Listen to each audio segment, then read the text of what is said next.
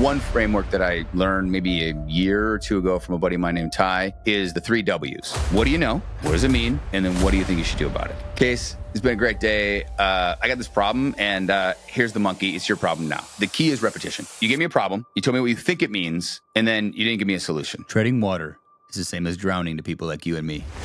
You better start swimming. Welcome to I'm the One podcast. I'm your host, Rob Green. What's up, Casey? How's it going today?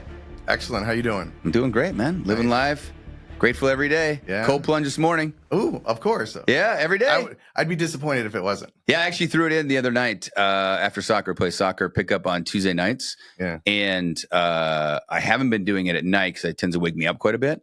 But I did it after playing soccer just to try to reduce inflammation. I mean, it's like 105 degrees outside here in Phoenix, and beats up my ankles and my knees and my feet. And I did feel a lot less sore Wednesday morning when I woke up. Yep, I haven't played. I've been gone for the summer, so this is only the second week back. Oh, baby it in. I've been played for like an hour and 20 minutes, and then jumped in the cold plunge for like 3 minutes when I got home Tuesday night. Jumped in yesterday morning, and I mean, I felt a lot better. Hard to really quantify, right? A versus B. But you felt a lot better. You notice. Oh, big difference. You know what's interesting is I just watched. I'm a UFC fan. I like UFC, and they just had they have the UFC house, blah, blah, blah, this little competition that they do. And the two coaches, there's a trivia game, but they were in a cold plunge. Oh, yeah. So I thought of you, and I was like, and they had 39 degrees. Oh, wow. They stayed in there for like 20 minutes. I was like, I haven't done that yet. I'm like, I don't know if that's even safe. Hey, I got a question for you. I know there's a lot of frameworks that you love to work with. Is there anything that you and your team are sort of focusing in on right now?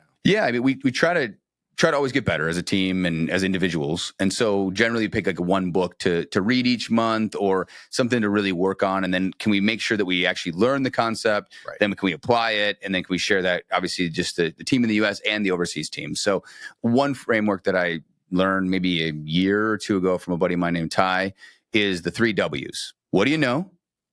What does it mean? And what do you think you should do about it? So what do you know? Okay. What do you know is the fact portion of this. This is the first part of it. This is the first part of it. It's just a framework. So a framework, I like to think of a framework as like a model or an outline to use. Oh, yeah. And how you just tackle any type of problem, for example. So Gotcha. I do this a lot with the kids. We do this stuff at home. But the real genesis of why I like this one a lot for the business is that, and I'll go take one step back. I'm going to give you a definition of it, and then I'll tell you why I think it's so important. So what do you know? It tells the facts. A lot of times you go to a meeting or someone has a problem and they just tell you, they don't want to give you, they give you kind of dance around it. What do you know? Give me the facts. Okay. Now, once I have the facts, what does that mean? Okay. If I tell you it's 12 degrees outside. Right. That's a fact. What does it mean? It's cold. It's cold. Well, I might need, and then what do you think I should do about it? Put on some clothes. Exactly. Some easy stuff, right? Okay. So we try to use that structure all the time in meetings and also in individual one-on-one conversations. So someone has a problem, so they haven't been able to tackle that. Okay. What do you know? What does it mean? And then what do you think you should do about it? Okay. It just gives everybody a really simple framework. I like that. To handle a problem and solve a problem. Yeah. Right? It gives everybody the same operating procedure. And then it forces you, if you're the one with the challenge or the problem, to think through it a little bit better. Yeah. Right. And I think most people the first one's really easy. What do you know? Right. And then. So like, what is it? Right. What is it? Yeah. Everybody knows what the problem is. Right. Right. And then what does it mean? Is that like the why? What does it mean? Or I think the why is, I think that's fair. I think what does it mean is the why. Okay. Right. So it's the why portion of it. Yeah. And so actually, I don't know if I'd say that. I'd say it's more of the insight. Right. I don't believe that. The meaning. Okay. Yeah. So the meaning is like, what does it mean to me? Okay. Right. If again, I give you any, it's 75 degrees in San Diego today. Probably true. What does it mean? It's beautiful. But what does it mean to you?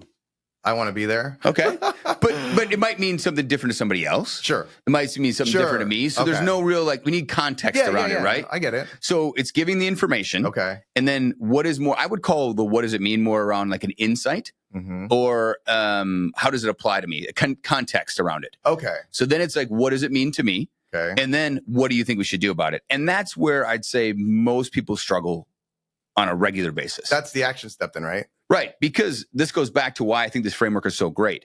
And I can't remember where I heard this years ago, but I think people, a lot of times, when you are a resource for people to solve problems, they'll come to you and knock on your door, and that problem is like a monkey. And they'll drop the monkey off in your office. And then by the end of the day, you've got 5 monkeys jumping around your office all day long, and you don't get anything done. Like 5 different people come 5 different people drop off problems. And they just go, hey, Case, it's been a great day. I got this problem, and here's the monkey. It's your problem now. And I think this happens to everybody, at home, at work. Friends do it sometimes. But I mean, you see it work a lot. Like, hey, listen, I got a problem, and I don't know what to do with it. So can you help me with this problem? Right. And they just drop it off. Right. I think it happens a lot in corporate America. And so they just drop it off on your desk. And you're the person, if you're the resourceful one or the one that keeps getting these, they used to call it opportunities back in corporate America to solve these problems. I love the lingo. The opportunity to solve the problem is that you have to then figure out, well, how do I manage this? And I don't have all the information. I got to go dig in and I got to dive in. So what we ask everybody to do on the team is bring me the problem. What does it mean? And then come up with your own solution. Okay. I would even add in there also sometimes, what did you do to figure out the solution? Like, what actions did you take? Okay. I ran it through ChatGPT. I Googled it. I talked to a friend of mine who's an expert in this space. What actions did you take almost to solve the problem? Hey, here's my problem. Here's what it means to us as a company. Here's what I think we should do about it. And to get to that solution, I did this, this, and this. Okay. Now imagine somebody comes to you with that situation. Yeah. And wow, I already know what they've tried. Yep. I have an idea of where I can go from here. And now I can layer on top my context or knowledge to solve that problem. Sure. So I love this framework. We have it on our conference room on a big, huge piece of paper, all written out for everybody. And if people don't do it, I just point to it. I was going to say, like, how often does that happen? All the time. They walk in and they're like, boom, here's a monkey. Time. You're like, no. It's so easy. Take your monkey, go train it. Because we don't want to, a lot of times we're like, we know someone who knows the answer. Yeah. Right.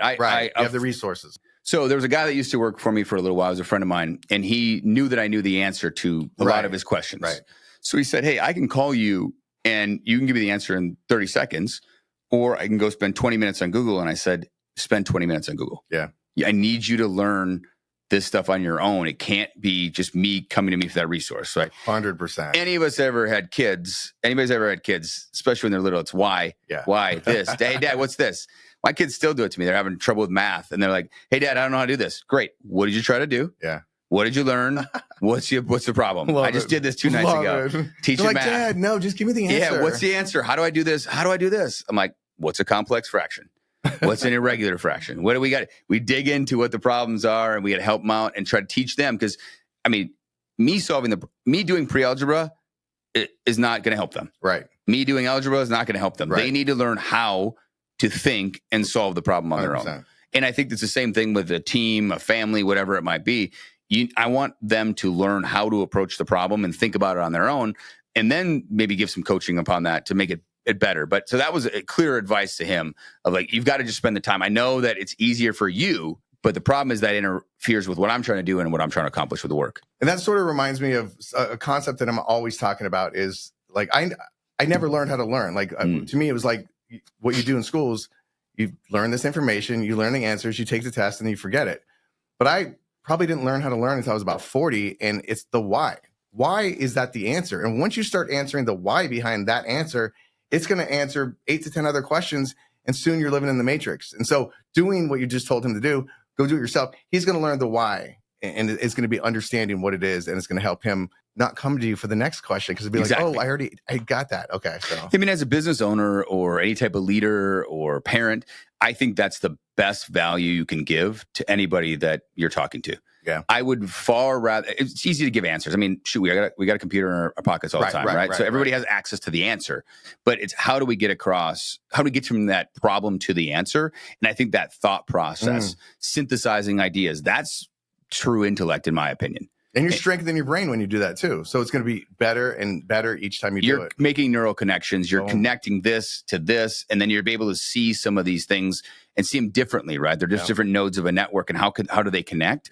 And what can I do about that? And then we also have discussions around like resources. You know, what resources should you use? Obviously, the easy ones, Google, now even Bing. I don't think I've been on Bing in like a decade. No, because they do the AI now. Now I'm on Bing, which is crazy. No, I was the same one. Someone's like, hey, check out Bing. They got AI. I'm like, oh, that was an easy intro. Now I do ChatGPT and all that stuff too. Yeah. And I mean, now I'm using Claude.ai. I don't know what that is. It's web-based. It's by Anthropic. Okay. It's free, and it's more up to date from a data perspective than ChatGPT. Interesting. Claude, CLAUDE.ai.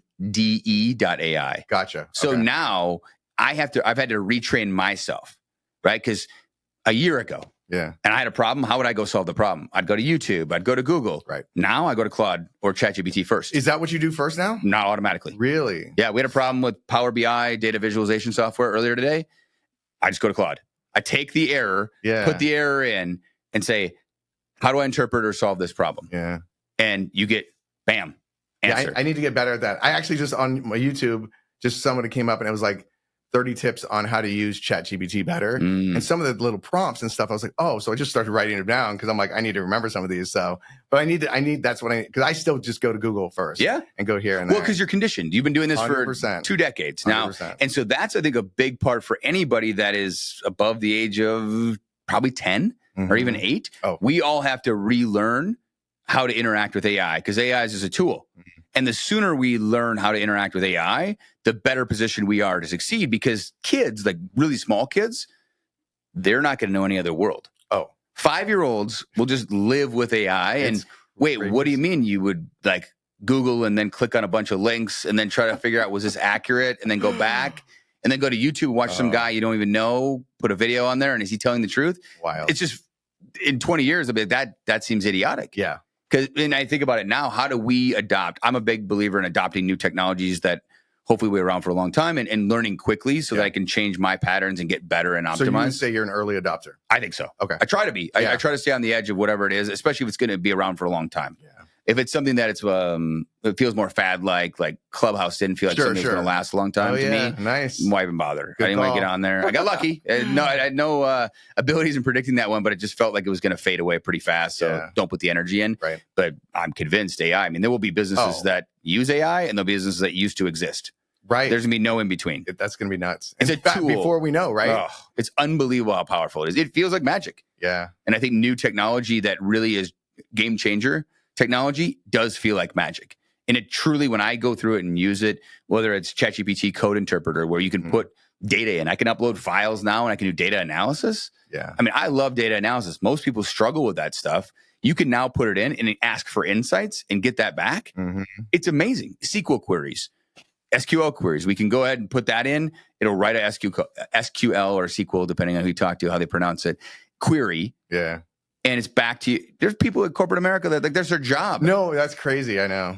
There's just a couple of little tips I'm remembering right now. One was create a table, right? Yeah. And and I was like, how cool is that? And the other one was like search engine optimization, SEO for your for whatever page. I was like, ooh, I like that. So that's the fun part, is really saying, hey, there's just so much possibility, and how do I bring it back to focus on, what I need it to use. Yeah. And that's where prompting comes in. And that's just practicing, right? It's just practicing. How do we use this? How's a better way to use it? How do we prompt it? How do we get it to work for us? Whether it was Auto GPT came about, that blew everybody's mind, which makes automation. We've got bots, there's different LLMs. Yeah. It's hard to keep up on everything. And it's kind of trying to figure out who can I follow to curate it. And then how can I apply it? And that's what, we talk about here all the time is, how do I take action on this? Yeah. How do I make something, I can do something with it? We'll do some episodes, I'm sure, and talk about how we're utilizing it in the business, because I think it is an absolute game changer that I feel like everybody must get used to. I don't care what your role is. This is like back in, if you don't, dinosaur, you die, right? 96, when people thought the internet was a fad. I mean, give me a break, right? This is more impactful in my lifetime than anything else that's ever happened to me. That's crazy. So I'm a firm believer that this is going to change everything and how we interact. Let's go back to the 3 W's real quick. Yeah. So can you give me an example of a type, like maybe when you tried it and it was a struggle and it didn't work, or? Yeah, I think it's a struggle more in terms of for individuals. How do I really adopt this? And then how do I make sure that I do the last part? And the what do we think we should do about it is where most people struggle. They get the, what do you know? And then what does it mean? That's the easy part, I was right? gonna say, yeah. But then we run into these problems and it's like, okay, well now you gave me a problem. You told me what you think it means. And then you didn't give me a solution. So how do we coach those people up and say, hey, this is a better way for you to think about this. And I need you to do the work. So, and maybe that's a resource problem, right? So what I mean by that is some people, I checked, we do a lot of delegation here. We've used contractors. We work with people overseas. We do wherever there's an expert, right? Sure. A concept called who, not how, which I'm sure we'll talk about, in the future. And that concept is critical to what we do, because I fully believe we got to find the right person, the expert in what we need to do. So what did you do to solve this problem? Or how did you come up with a solution to this problem? And what resources did you look at? And if I can give some insight to maybe, oh, have you looked at this resource? Or Claude's a great example. Right. Have you checked out Claude.ai? No. Well, hey, that's a new resource to put in your tool belt for you to solve problems moving forward. Yeah. And then it just, everybody gets better consistently over time. So what tactics do you use specifically to get your team to use the 3 W's consistently? It's a good question. I think the number one thing we do is that you must come to a team meeting. First of all, if you schedule a meeting, you need to have an agenda, and then you need to have the 3 W's answered, preferably in the meeting invite, so that people can prepare for the meeting. Okay. Right. So at a minimum, you should have thought through the 3 W's before you schedule the meeting.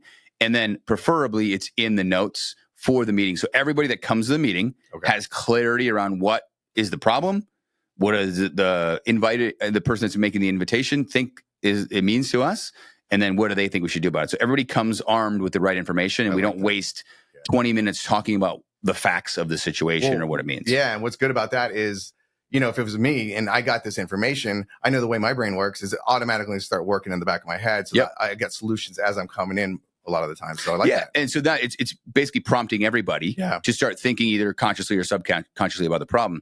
And then the second thing, which is the most critical part, is it can't be just me. It's got to be everybody else holding each other accountable. Yeah. So if anybody on the team brings this problem, any problem to another team member, and they don't do the 3 W's, that team member is responsible to hold the other team member to the 3 W's. Like, you didn't do it. Yeah. And it sounds crazy and small, but I think the key is repetition. Yeah. You've got to start getting this framework. You got to start doing it. We have a buzzer in our conference room, one of those Jeopardy with an X. We have one of those in our office. They're amazing. So we'll hit those sometimes just to shock people out of it. Not going to work for you guys. Yeah, try again. No, go back. Love it. So I think those are 2 things that we use all the time that really helps hammer this home and make it more effective. Okay. So then I guess for the people listening, what can they do to start using this and utilize the 3 W's like today? That's a good question. I think there's a couple ways to attack that problem. One, I would start using it themselves. So when they run into a problem and they need to solve a problem or are going to spend the time and energy solving the problem, then they should try to think through those steps first. Go through the format. Exactly. Got it. And say, okay, well, what do I know about this problem? What does it mean to me? And then what do I think I should do about it before I go ask somebody else for help? Try that a couple of times, like immediately today. You have a problem at work or at home. Our HVAC unit just went out yesterday at the house. So, what do I know? I'm in trouble. my compressor went out on my air conditioner yesterday. Yeah. So the air handler is perfectly fine. We'll use this as a great example. So I get a call from my wife. He came out. The guy came out to check out the air conditioner. Air compressor went out. Great. He presented a proposal with options. So I got on the phone this morning and said, hey, what are my options? What do you know? He knows, I know your air compressor's out. Your air handler still works. I said, great. What are my options? He's like, well, it means to you, basically is what he was saying. It means to you that you need to either replace the compressor or replace the compressor and the air handler together as a whole system. And I said, well, can't I just replace the air conditioner? It doesn't match up with the air handler. He said, nope. And so he isolated all of the issues, gave me all my options. And I said, great. Now I can make a decision. And by the way, you're the expert. What do you think I should do and why? And then he gave me his feedback, made a decision. It was a 2-minute conversation. He's ordering the parts and we're going to get it installed like Monday or Tuesday. I like it. So I think each person should bring this to themselves and try it themselves first to see how, before they ask anyone else for help. You're going to put it in the show notes so that people can get it and maybe write it down so they can start to memorize it and understand Absolutely. it. And I think everybody should take action on this today. So I would say utilize it yourself first, see how it feels, see if you like it. Yeah. And then whether it's at work, implement it with your team at work, whether you're on a team, whether you manage the team, whether you're an entrepreneur. In my mastermind, I've shared this with my friends, and a bunch of them have started utilizing with their team test drive it. See if it fits for you. Okay. Put it on, see if it fits. Sometimes it won't fit. Yeah. Right. Totally. And so it's not a perfect framework. I think frameworks are great to use in certain situations, but this one seems to be really, really good for getting everybody closer to clarity and getting us there very, very quickly. And what people can also do, I guess, is if it's not the exact wording and how you do it, mold it into what works for them, right? Absolutely. But the same concept's going to work however you put it down. Yeah, and I find that it just gives more clarity to each person involved. Yeah, I like it. It shortens that wasted time and inefficiency between the conversations. I'm going to start using it. I know that. I'm going to go test drive it. How about that? I'll let you know how it goes. And my kids are tired of hearing from me, so they get it all the time, and they're like, "Wait a minute, I got to go back to that." Yeah, yeah. Imagine being my kid where I got to listen to all this stuff, these frameworks and models. But hey, you know what though? With the repetition, they're learning it. They can't think any other way now. It's a win-win right there. It's a lot of fun. So, well, hey, thanks for the conversation today. Anybody listening, please smash the subscribe button. Check us out. Give us feedback. I'mTheOne.com. We'd love to hear from you guys and see what we can do to help make this more effective. And stay curious and become the one. If you enjoyed today's podcast, please subscribe, leave a review, and share with friends. Visit I'mTheOne.com and ask me anything. And as always, stay curious and never stop becoming the one.